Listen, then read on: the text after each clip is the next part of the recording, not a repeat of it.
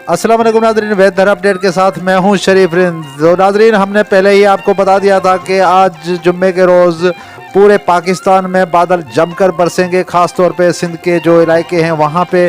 तो आज हैदराबाद से हम आपको यहां से बराह रास्त दिखा रहे हैं ये जो बारिश का नया सिस्टम है हैदराबाद में, गरज चमक के साथ गजगोर के साथ ये बरस रहा है और ये सीधा जाएगा मीरपुर ख़ास, खिपरो, सांगड़, शहजादपुर, सकरन, नवाबशाह और दीगर जो सिंध के अजला हैं वहाँ पे ये जमकर बरसेंगे। साथ ही साथ ये पंजाब के जनूब तक जाएंगे और बलूचिस्तान के बहुत से अजला जो वहाँ पे बारिश अभी भी चल रही है। तो ये ताज़ा तरीन अपडेट है, आपको शेयर कर रहे हैं हैदराबाद से।